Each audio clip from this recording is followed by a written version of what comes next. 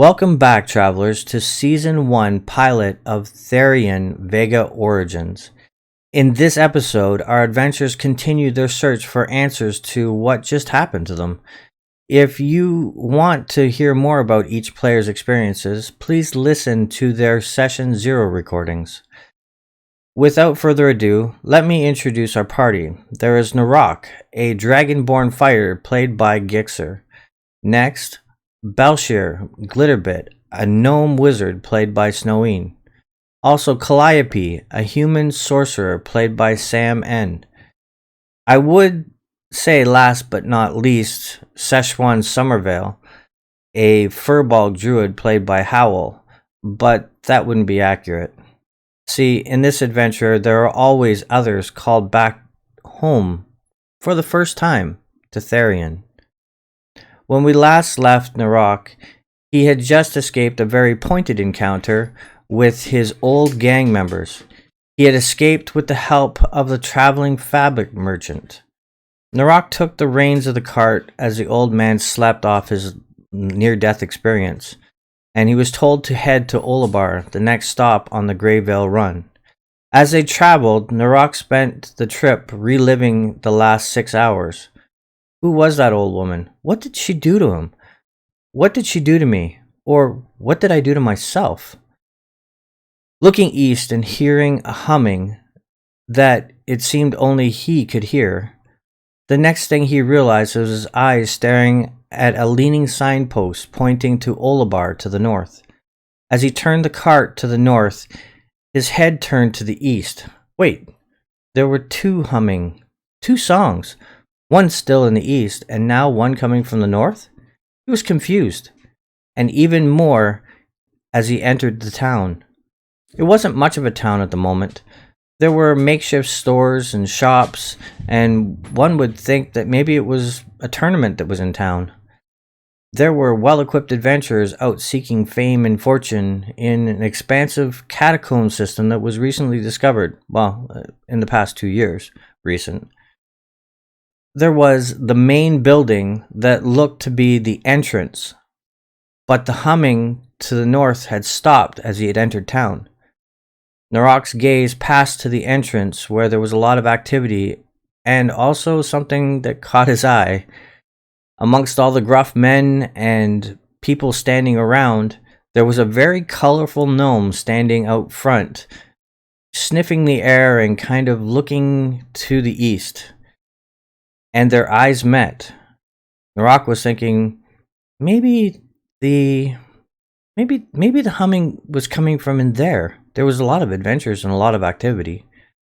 Belshir had just exited the entrance of the building that led to the catacombs, a place that had been a source of many books that he and his co-workers had been in the process of restoring over the past year or so. Belshir stepped away from his group with a smile on his face and the echo of his boss going to administer some well-deserved payback on a now prior colleague. As his eyes adjusted to the light, he sees many tall folk passing by, but his mind is much more interested in as to where the humming has come from. As his mind adjusts, he realizes even though he traveled such a long distance from all the way from Waterdeep, the humming was yet still farther away to the east. His eyes catch a glimpse of color on a wrist of a dragonborn on a cart that had just passed by. Is that a person with the same bracelet as him? Are there more? He looks around. We'll begin our adventure with Narok. What do you want to do? So Narak will go, old man, wake up. Wake up. What? Oh, We're here? We're here. Where do you want me to put this thing? Just give me the reins. I'll take it from here. All right. I didn't sleep that long, did I?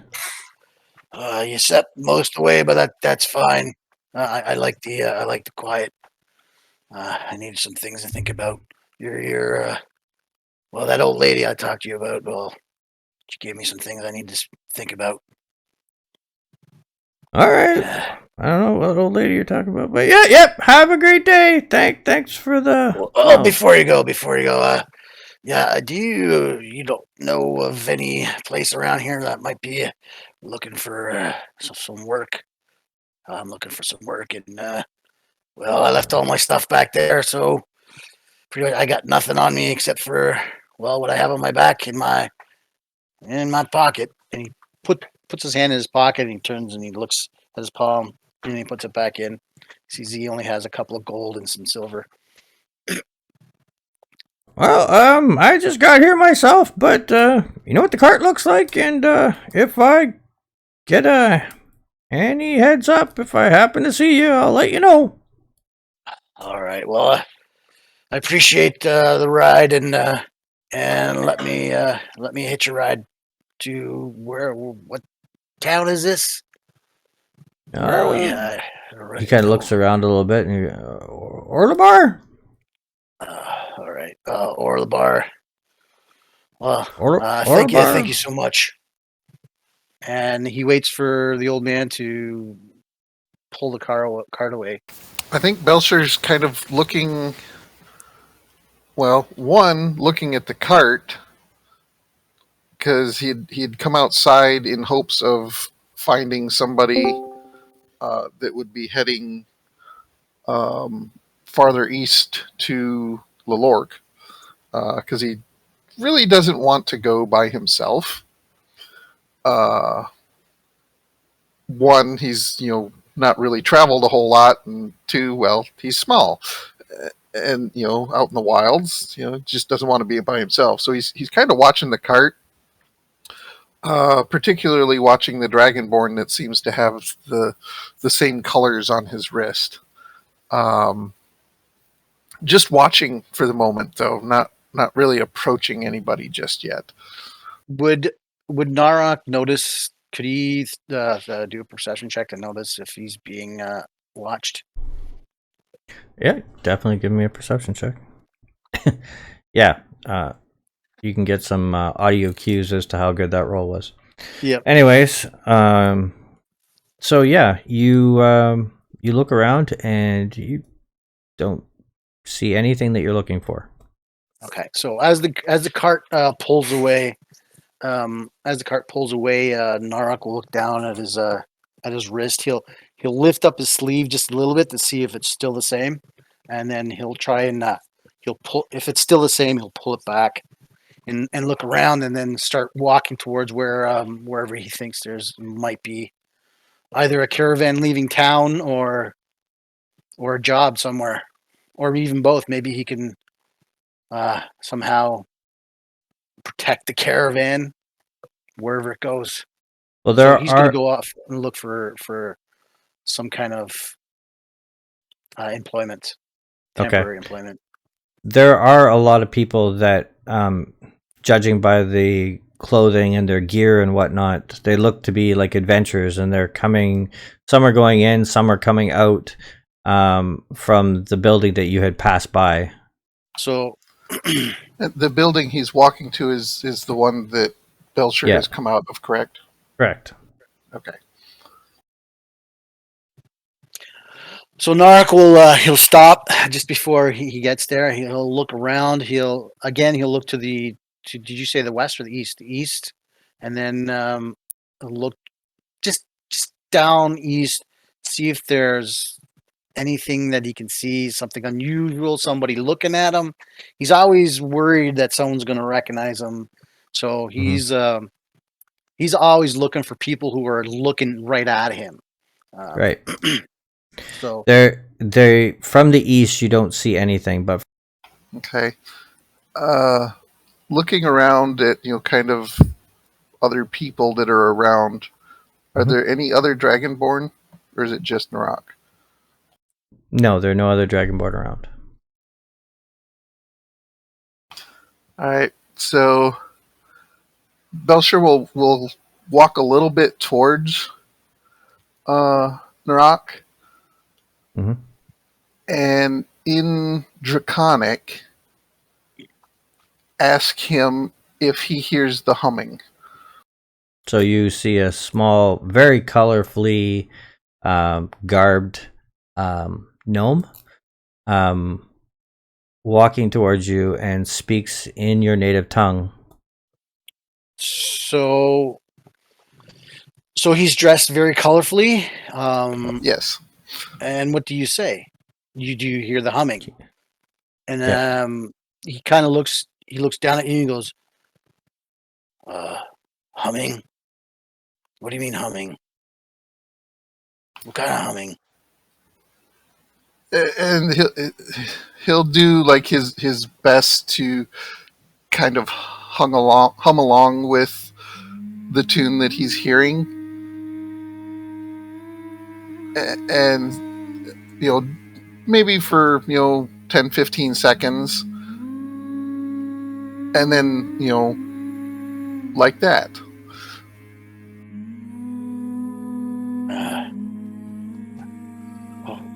Why do you know about this humming? Who are you? What do you want? Give me a perception check, both of you. What have you done to me? You guys both. You both can see. Oh, I did nature. It's a dice roll. Like, what's your perception plus what? 0. Okay, so you would have rolled a 10, and you guys both can see, unless somebody has their hand over top of their wrist, you guys can both see colorful wrists. So you're saying Nara can see his wrist, like the color, like flirting around his wrist.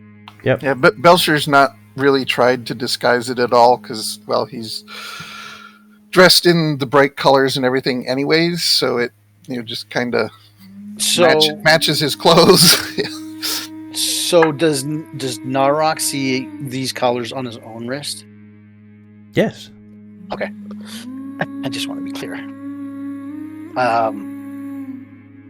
So if I notice this, I'll look down at the small halfling, and he'll kind of cover his own wrist with his other hand, the one with the missing finger, and he'll say, "What's that on your wrist there? What?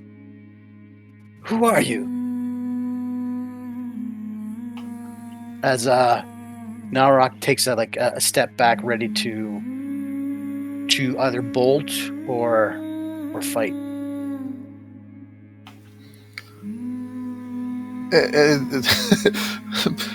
Belcher's kind of taken aback a little bit, just that this dragonborn that's over twice his height seems to be a little skittish.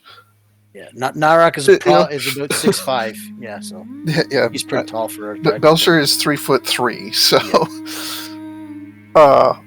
but he's a little bit taken aback. But just, well, my name is Belcher. I'm a sage, and well, the colors are something that I just recently came across. And when I did, I started hearing this humming, kind of vaguely motion to the east, where it's still coming from. So as you motion to the east, Narok looks that way too, and he kind of stares in that direction for a few seconds, and he turns back to you. He goes, "So you can hear that too?" Uh-huh. And now, did an old lady approach you? The lady that I saw, did she appear that old to me? No, she was quite young. You can still remember the face behind the mask, the young eyes, and gotcha. No. And also, she was human's height. Okay. No, she wasn't that old, I don't think. Oh, how did you get that thing on your wrist? There was a room in the library where I work, and she went in there, and it was all kind of secretive. Who's she? She who? The lady, she wasn't that old, but there was a lady, and it was a locked room that I had. Okay. Just come this way, and Narak will try to find a more secluded space.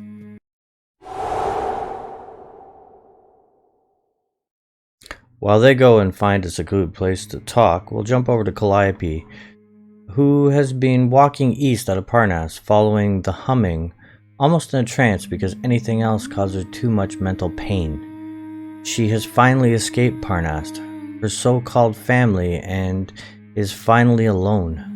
Not caring about where she is going, she just puts one foot in front of the other. As she gets farther and farther away, she starts to realize that she can actually think about things for once. And her mind goes to, who were these strangers? Why did they save her life? She didn't even find out their name or why they did what they did. Then her mind slips into why did her father's spy not recognize her? He looked right at her. Then something catches her eye on the horizon to the east.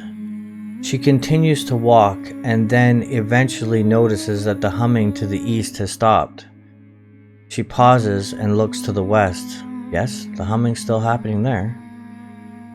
She continues to the east, and as she steps forward, she continues to walk towards the stranger. They're pulling maybe a handcart? They look to be quite tall, judging by the handcart. Do they have fur? Wait, what's his voice? Why is it talking about humming?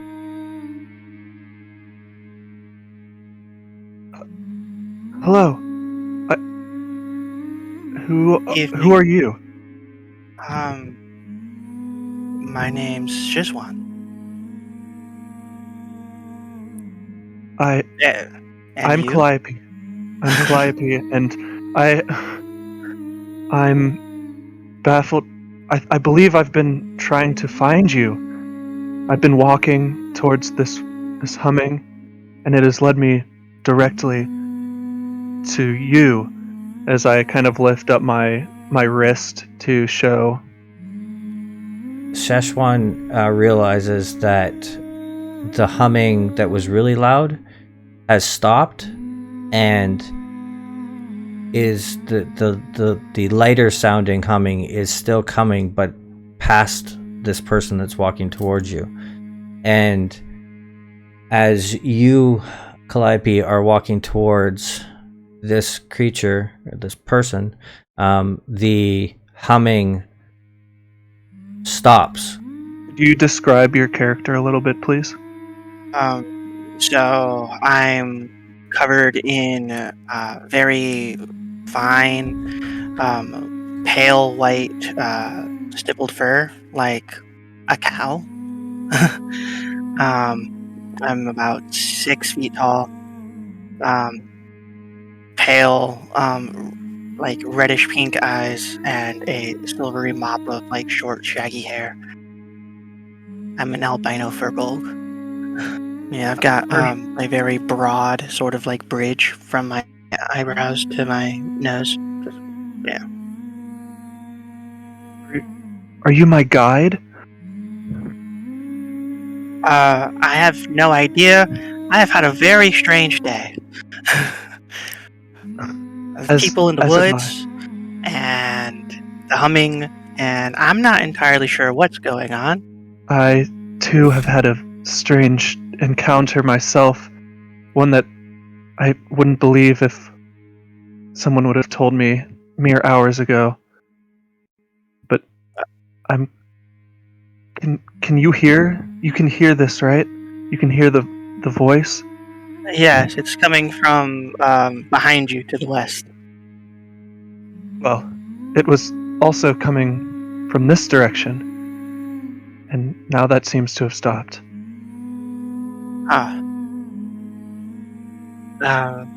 Just the humming, really. I've I got my own. I'm in my own head at the moment, really. Like I said, it's been a weird day. This can't be a coincidence, though. What? Are you new to this? Is this? I'm assuming this is recent for you as well. Yeah, I'll point to like the glittering, like fluid rainbow on my wrist and be like, That literally probably just happened to you about maybe 2 hours ago. yeah, and I'm just like, it's. Did you like who gave you a bracelet? Well, I didn't quite get his name, and unfortunately, I don't think he's. Well, it was an older gentleman. At least he seemed so. He had ponytail and gray-white hair, and he saved me. He gave me my freedom that I've been wanting for so long. And He wouldn't have happened to have a grapefruit hole in his chest, right? Well, he didn't to begin with. But the last I saw him, he was, well, attacked and taken away. Did he give you a name? I was too in shock to ask. All right. Do I recall Calliope in the paintings on the canvas? That's what your character was thinking about. Like, you seen a person dressed familiar to you. Like, you've never seen Calliope before your entire life, but until you started to pull the tacks off and separate those things. Yeah, I'm gonna reach into my cart and pull out the rolled up canvas that has her image on it, Okay. and just show it to her. Szechuan hands you a scroll. No, not a scroll, a canvas that she has separated from a bunch of other canvases.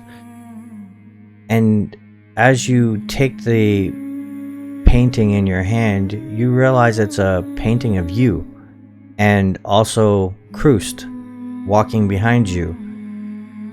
It's taken from down the street from your house. You can see the house in the background, and it has quite a dark, shadowing aura around it. You have never seen a painting with such detail before as this. My first, or Calliope's first instinct is not necessarily to look at herself, but just the sight of her old home sends like pangs in her heart. Just even being reminded hurts. And then she focuses in on herself. How did you get this? The individual who I ran into in the woods, his name was Kellerick, and I can only assume he was a amazing painter. But he has several of these canvases that I've looked through, and I've seen myself and him. I've seen you. I've seen a bronze dragonborn and a studious gnome asleep at a desk. Studious asleep. That's funny. Sorry, go ahead.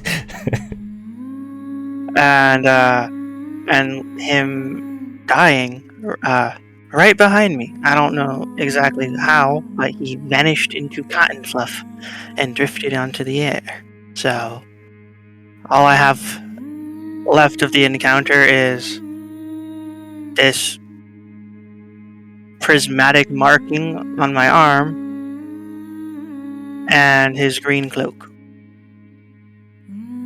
And of course, the paintings, but I was just out gathering ingredients from my farms, and I don't know what I just walked into. Yeah, I'm sorry. I am a little distracted. This could not have come at a better time for me, and I'm just so happy to be away from where I once was. And I I don't know what this perceive means. the conflicted emotions going on here. You don't even need to roll. She has it's written all over her face. All right. The one thing that both of you feel is, and it kind of goes with the conversation that you're saying, is almost a weird trust that maybe because of similar circumstances you're starting to feel trust, and to some of you this might be a totally new experience, or new feeling sort of thing, but that's what is going through your heads. And I would probably say that you'd try to pull your cart off to the side of the road. There's still other, random horses going by or people going by on a cart or whatever. I'm assuming that you kind of just pull the cart, your hand cart, kind of off to the side of the road, and you're just kind of chatting with each other.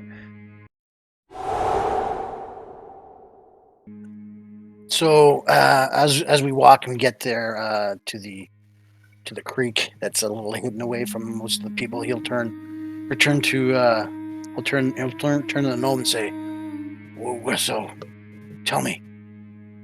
As he looks around, he says, "Tell me, where did you get that? Who gave that to you?" It was a lady that had come into the library where I work in Waterdeep. Yeah, they went into this. She went into this room that I'd never seen anybody go into. It was a locked room, and I had been working on helping to preserve some tomes that came out of this dig site here, and I guess I fell asleep at my desk, which actually happens quite often.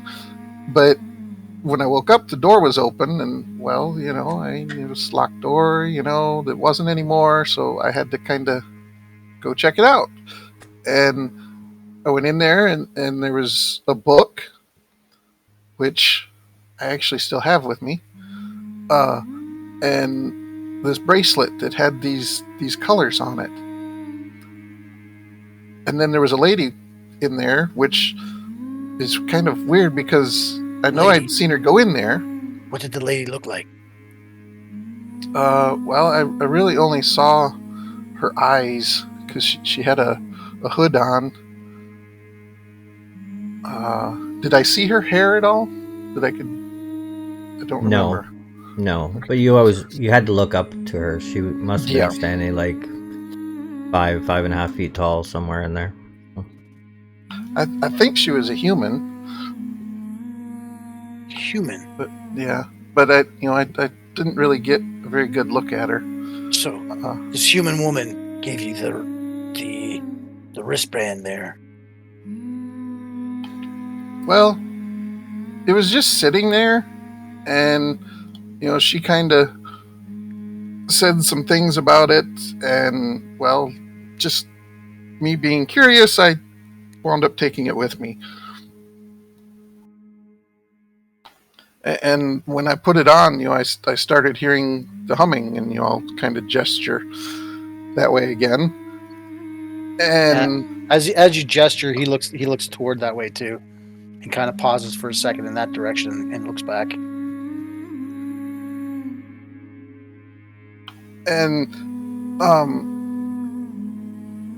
I had the I'm trying to remember. Was it a dream I had that showed the? Oh no, it was a picture in the book.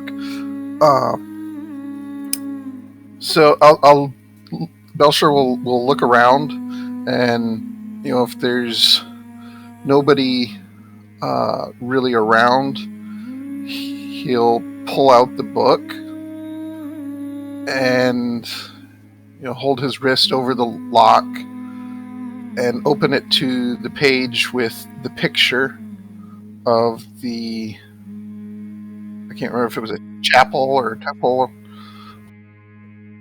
Narok, he pulls out a book, and this book is very large tome, and it has metal on the corners of the book to keep it shaped so the corners wouldn't flip up or anything like that. And he takes this book and he turns it on its edge, and as he does this, you can see there's a clasp, like a lock of some sort, and it kind of catches you off guard because you can actually see the clasp moving, like it's like worms crawling on top of each other or small snakes or something like that. And he moves his wrist over top of the clasp, and you see the snakes or the worms crawl off of the clasp and wrap around his wrist, and they sit there. You can still see the color coming through these worms and whatnot, but you can definitely see that they are raised now. And you see the flower turn into a bud again, and you see him twist it with his fingers, and the clasp becomes open. And he flips open the book, and he's about to show you something.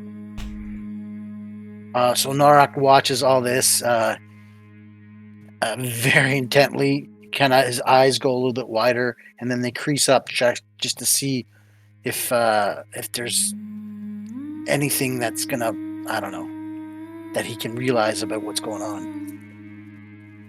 You've never seen anything like this before in your entire life.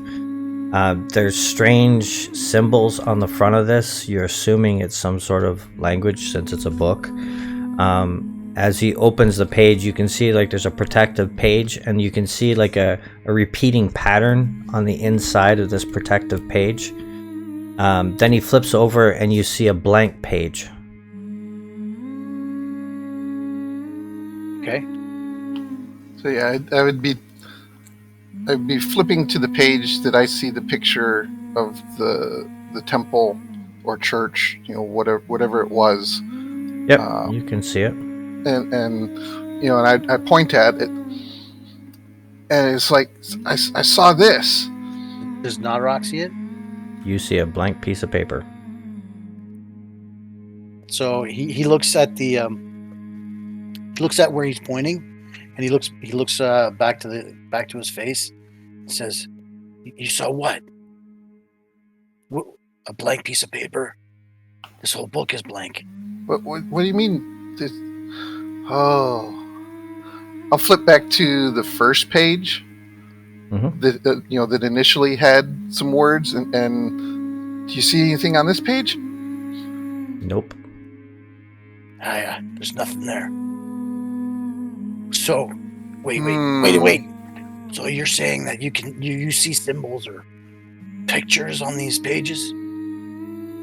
Only the first couple, and when I first opened the book, it was just the first page, and then a couple of the other pages had some pictures come into them.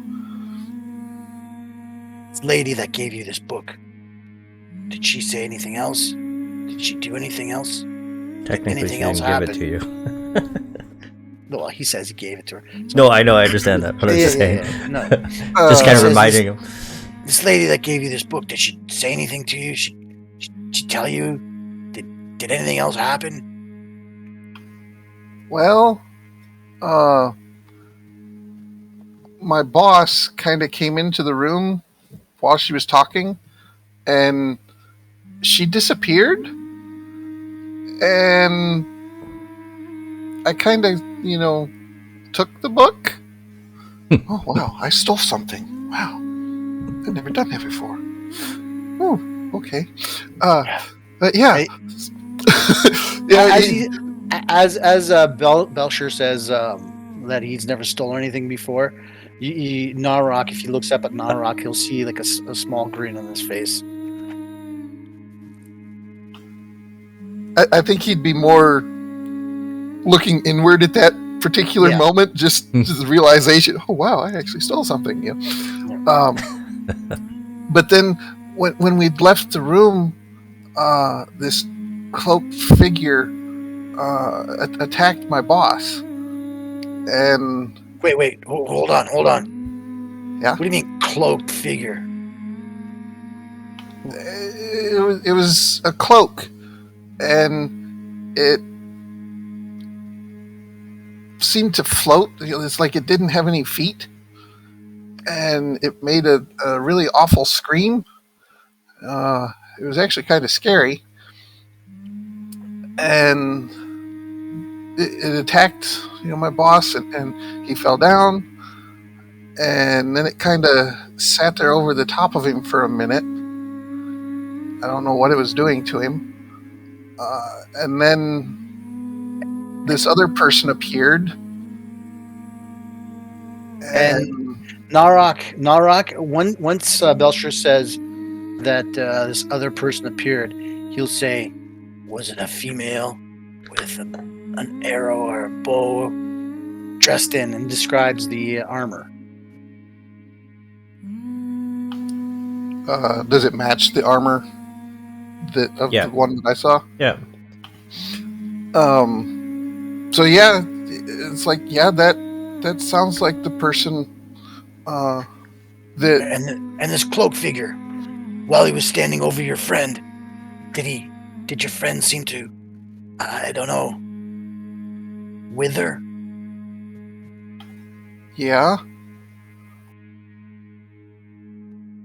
Well, I don't know what's going on. Did you see something the same? Well, my lady, she didn't sound half as pretty as yours. My old lady was, no offense, gnome, but she was one of the oldest gnome women I've ever seen.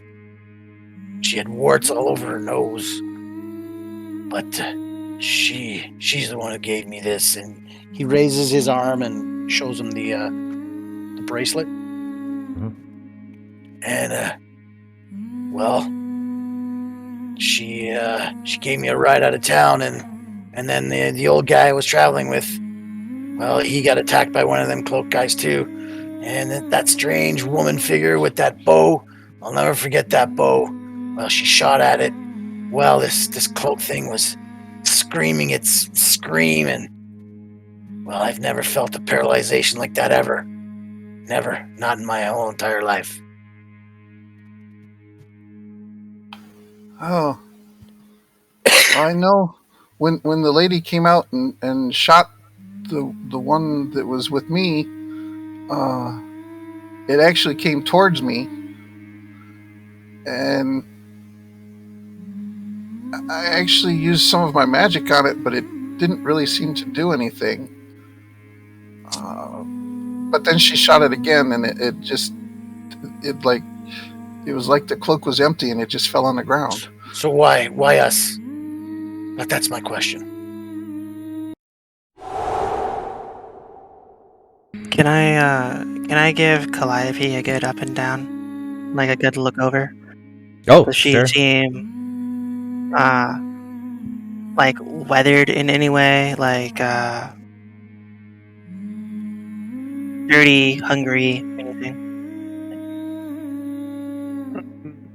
So she would be relatively young, about 19-ish, and looks a little malnourished.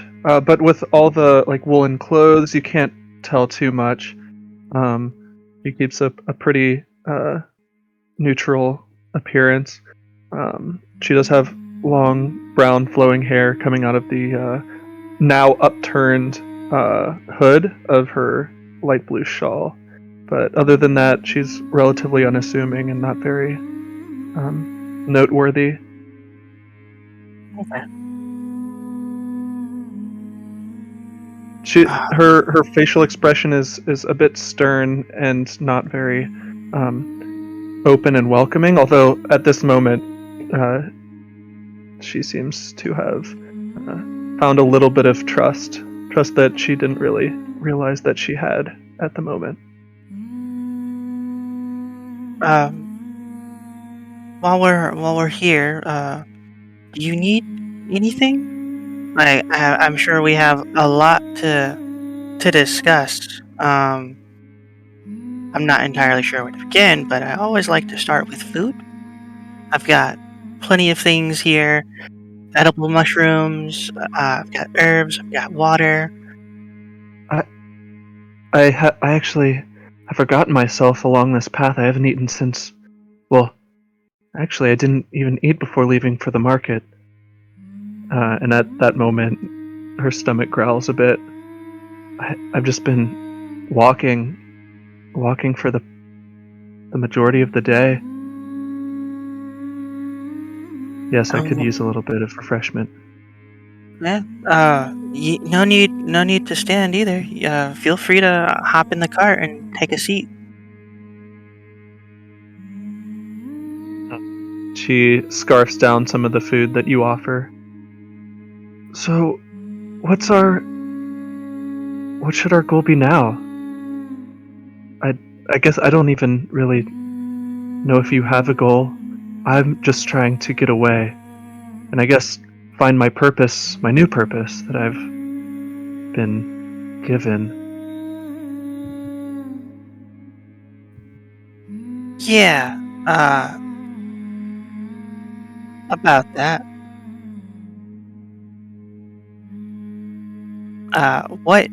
What do you think your purpose is, if I may ask? I don't know, and I truly don't care at the moment. I guess a little bit of information about me might help you understand. I've been in a position my whole life where I've not had freedom. I've not had my choices. I've had to keep myself private.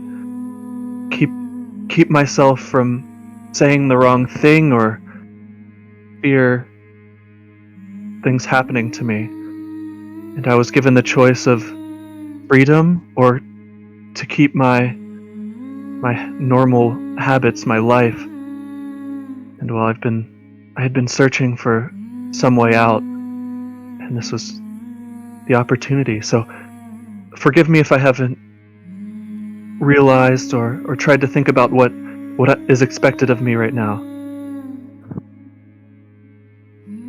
No. Take your time to collect yourself. It sounds like you've been through a bit. Honestly, I've just thought that I was a little high and delirious, according to the current events. Maybe I ate something spoiled or the wrong mushroom. But since you have a mark on you, and so do I,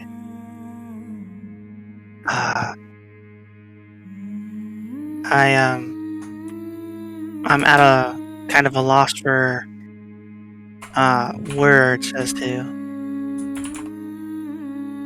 how to go forward from here, if that makes sense.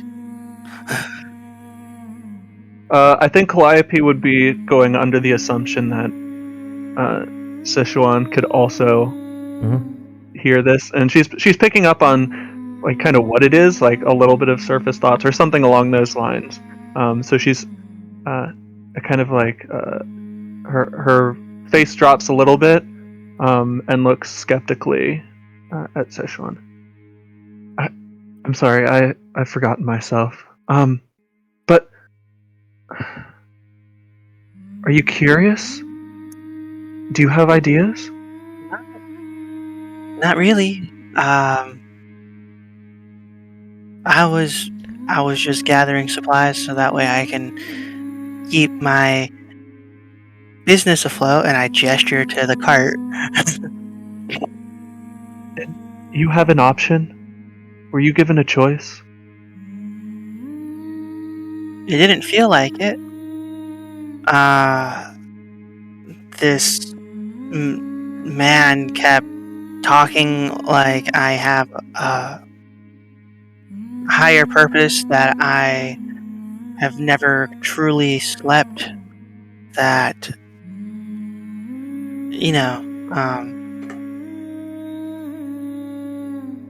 it felt like he was being able to read me, but I couldn't.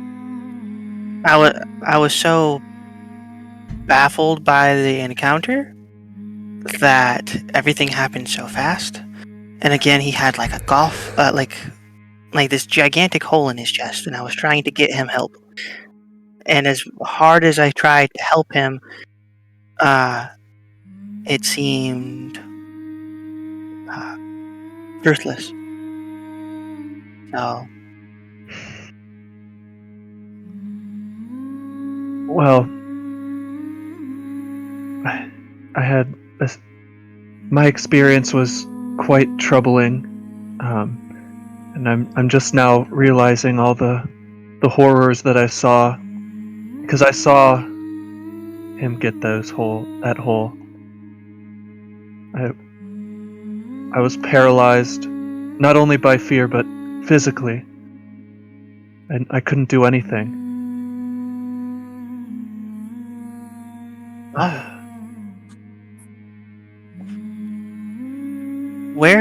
which town did you come from? I came from Parnast. It's a trade center.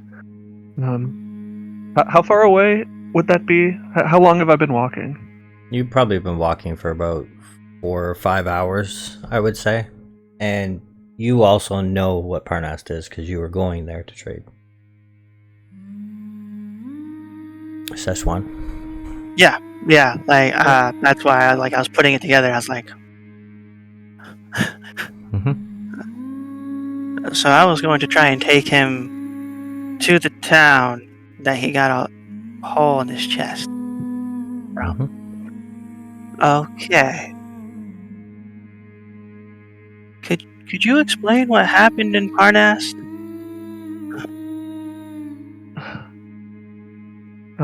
So Calliope gets a little guarded.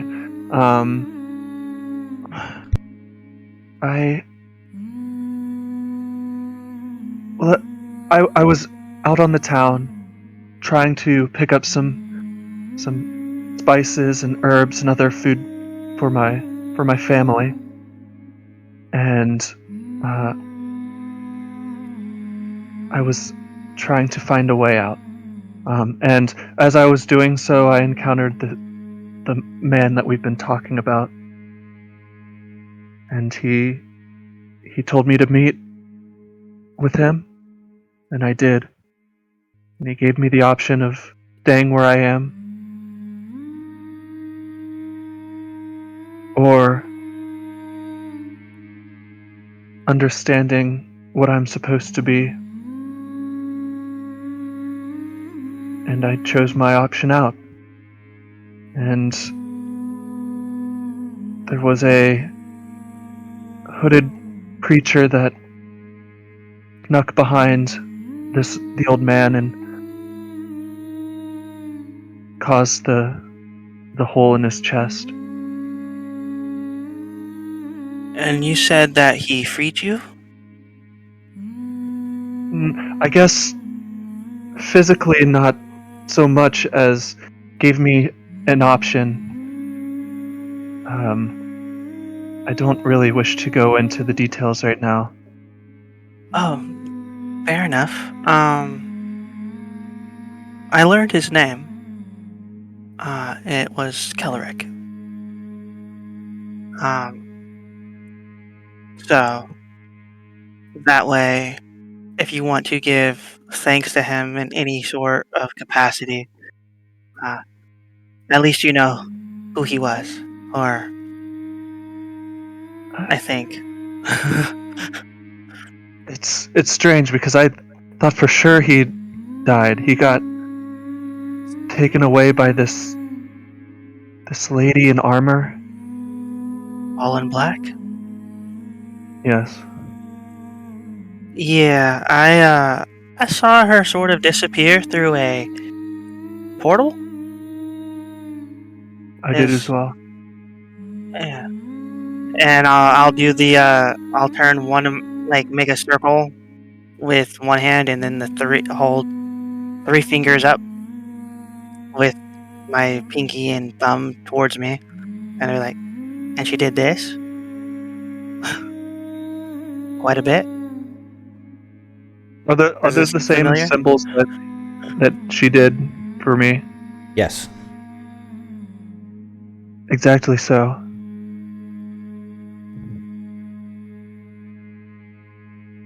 This is strange, and I don't know what to think of it. But you This still, whole day is strange. hear the humming, correct? Yeah, and I start like digging my finger in my ear a little bit, like I'm like trying to get something out of it. Like, oh, I was hoping when I definitely found hear this it. book, it would not be so intrusive, but it is quieter.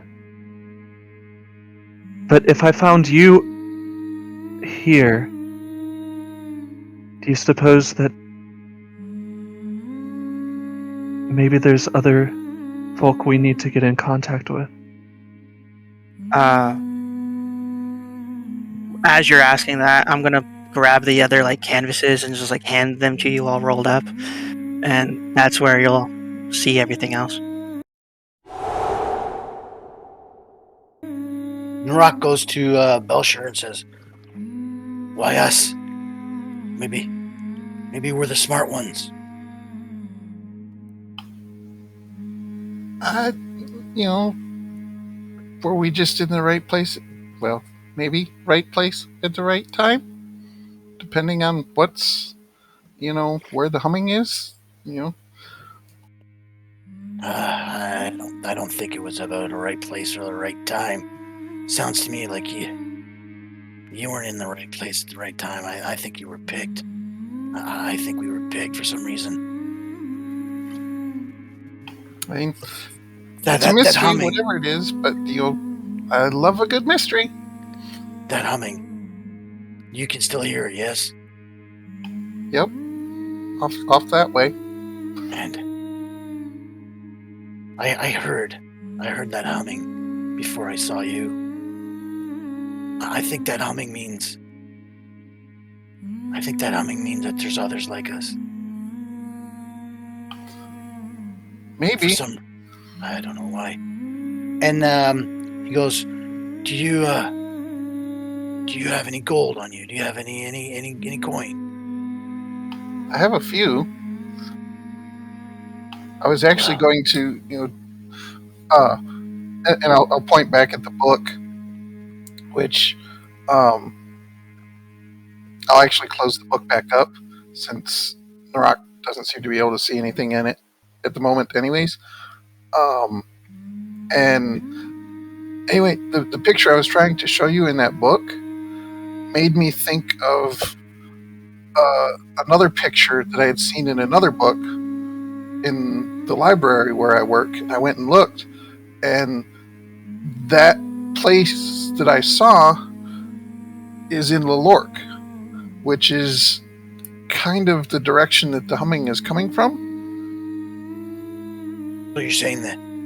So I was actually trying. I was on my way to try and go there when I saw you. Well, I think that's as good a place to start as any.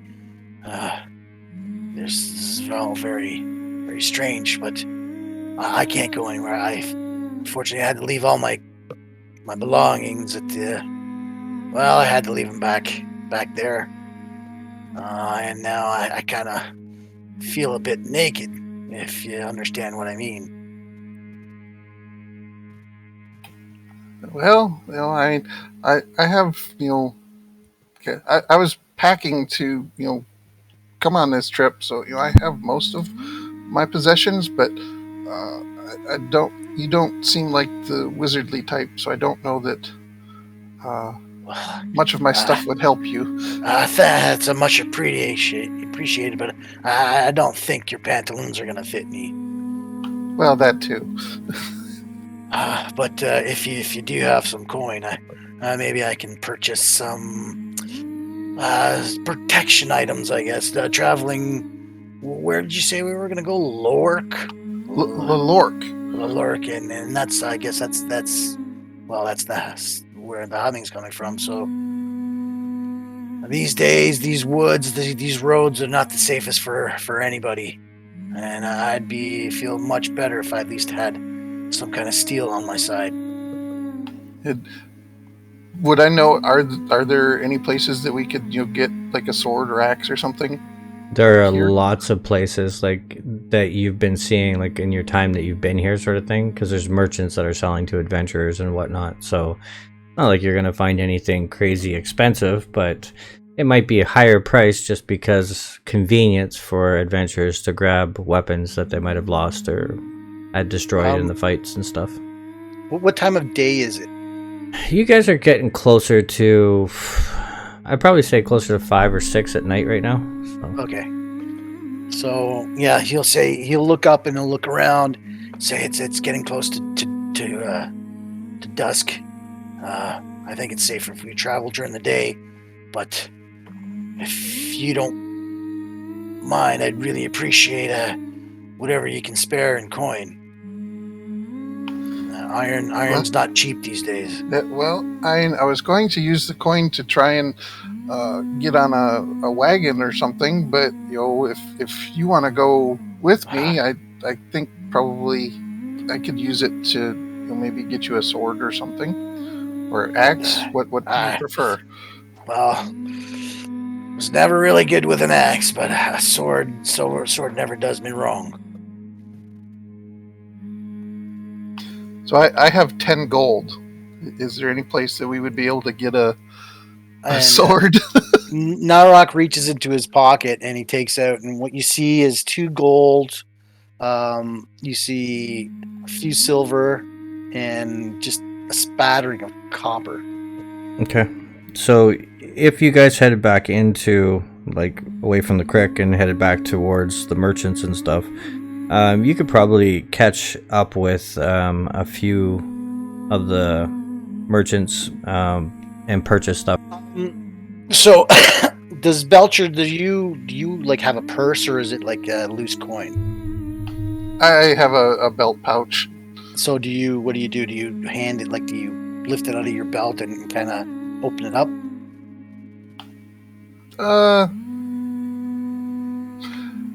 Yeah. I'd basically just offer the little pouch. And he'll grab, before you even offer it, as you're like thinking about offering it, he reaches for it. Okay. Yeah. And he says, "This is much appreciated." And he grabs it, he opens it, he sticks his hand in, and starts counting. Yeah, it's 10 gold is what I have in there. So. Any iron is better than no iron, I suppose. And he puts it in his pocket, and he says, "Okay, let's go. Come with me." So Szechuan hands you 6 parchments, canvases, I should say, and they're all kind of rolled up.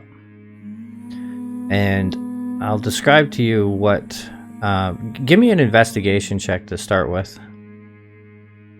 So, as she hands you this canvas, you notice that something catches your eye. You're not really an art connoisseur or anything like that, but as she hands it to you, before you start unraveling it, one of the corners of the canvas is how do I put it? It's sticking out a little bit, and all you do is it catches your eye that it's just dots. And as you kind of grab the edge of it and you kind of pull it back and pull it back, you start to realize that these canvases are not what's the word I'm looking for? They're not paintings. There's no brush strokes. There's no paint flying by or anything like that. All there is dots. So would it be something? My character wouldn't know this, but would it be something along the lines of pointillism? Exactly what it is. And as you kind of pull back one of the canvases, the very first canvas you see is a picture of Szechuan, and she's standing in a field with her cart. Beautiful woods in the background. You might even see a bird in the top frame of the picture, and you see a cloaked figure, white hair coming out from behind it, and they're holding up a painting of the painting that you're holding. Wow. This is... I don't really know what to make of this. And you kind of take that canvas and you flip it over, and the next canvas in behind it, you see a picture of the one that she showed you earlier, the one of you. The town kind of in the background sort of thing, especially the corner of your house. You see Krust walking behind you, and you almost get a little bit of a chill because it looks so realistic. You can see almost the pupils of his eyes. It's so... The closer you hold it to your face, it's not as clear, but if you kind of hold it at arm's length, it's like no sort of realistic art that you've ever seen before. Then you kind of flip that one over in the next pile on the canvas, and this one you see a kind of a river running through from left to right in the photo. It's looking from the top of a hill down towards this river, and there is a lumber mill on the left hand side of the photo. There's other people that are non-depict, but you can tell that they are people standing in the distance. And there is a picture of a dragonborn, a bronze dragonborn, sitting underneath the tree, kind of napping.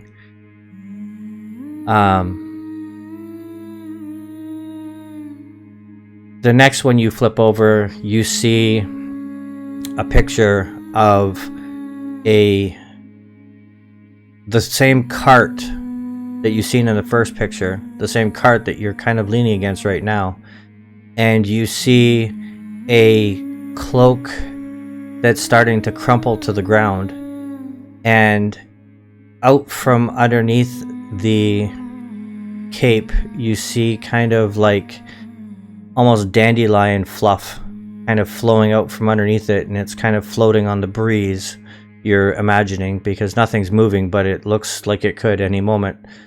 And you see two small little birds kind of sitting on the edge of the cart.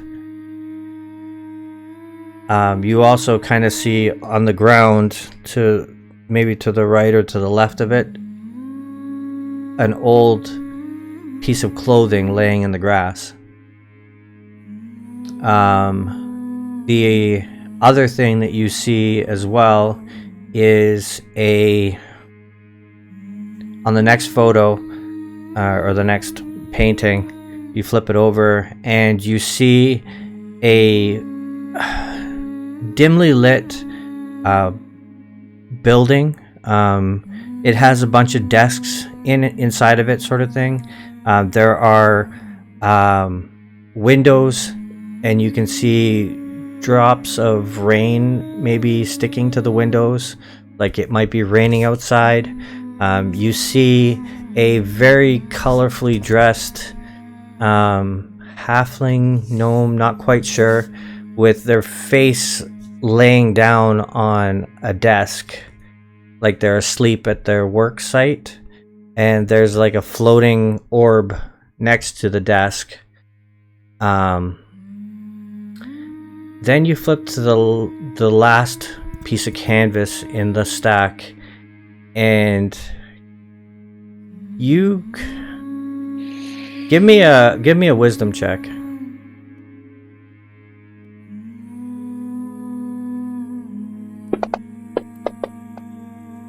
With a 19, you catch yourself a little bit, because what you see, and you kind of like hold the paper, but it kind of shakes in your hand, sort of thing, because you could feel like a nervous twitch or a chill run down your body. You see the silhouette of a shorter folk, but maybe a dwarf gnome. You don't know what it is for sure. It's just a silhouette, and they have their back to you, and in front of them is a multitude. I mean, where one begins, the other one ends. They're all standing like one behind the other shoulder, behind this one, behind that one, sort of thing. But there's all these empty hoods of capes, all staring back towards that silhouette that you see. Is that what? So, do I recognize that as the same hooded thing? Yeah, that's what catches you off guard. But it's not just one thing. There are thousands of them on this canvas. Calliope is frozen, staring at this last photo. What do you think this means? As I point to the last one. I have the slightest clue. This is definitely outside of my skill set. if I were to say that I have one outside of farming. Do you know the other two? Do you recognize these individuals? I've never seen them before. They feel familiar, but only through this painting. When she's looking through these canvases, what are you doing, Szechuan? Being the 6-foot tall furbolg that I am, I'm like looking over her shoulder, leaning against my cart while she's sitting on it. Okay. You kind of see a glint coming from the bottom of the bag while she's looking through them. I thought I emptied that out. I'll go look inside. Okay. You look inside and you find the quill sitting at the bottom, sitting on top of the cloak. I'll pull that out and I'll hand it to her. What is this? A feather, a quill. It shimmers a little bit. Every now and then it catches my eye. It was with Kelric's belongings. Did I ever see Kelric with this? Nope. Oh. Interesting. I apologize. My head is swimming with all these possibilities, and I don't really know what's going on. But no. it sounds like you don't either, so I... Not a clue. A lot of information coming at us both real fast in the past 4 or 5 hours, I'd guess. Well, there's I suppose the daylight is winding down. The humming is coming from the direction she came from for me, right? You guys are both noticed it coming from the west. And that's the direction that Parnast is in. Yes, it is. Wouldn't happen to imagine that you'd want to go back to town, would you? She gets noticeably uncomfortable, and I don't necessarily feel like there's too much of an option. Does the cart have is there like There's no canopy on it. okay, no canopy. But if you don't want to be noticed in town, you want to go easy, I can easily carry you in the cart the whole way through, and I'll hand her Kelrick's green cloak to cover herself up with. As you can probably tell, this was his, so it was just Kelrick's green cloak that even in the canvas you could see like falling to the ground as he disappeared. That's not the cloak I recall from who I saw. Is it not? No. I describe, who did you see? He was. At first, I was assuming possibly like an older, maybe half elven individual, with long, white, blondish hair. Well, I think this is a bit strange now. Not entirely sure we've met the same people. Oh, Mine was the individual that I was in contact with. He was an older gentleman. He had long, whitish gray hair and a ponytail. He was definitely human, though. but yours had a hole. Ended up with a hole in his chest. It did not begin with one, but it definitely ended up with one. It would be very strange for us to have met two different people with holes in their chest. Regardless, I think we must be on our way. If we can keep as low profile as we can, Hopefully I'm that cloak afraid- will help. I'm afraid that who I escaped from will attempt to bring me back. But at the same time, I feel that there is no alternative. Well, you've already said you've been walking for 4 hours, right? Honestly, once I left the town, I just followed the voice. I turned my mind off. I'll grab the handles of my cart and start heading west.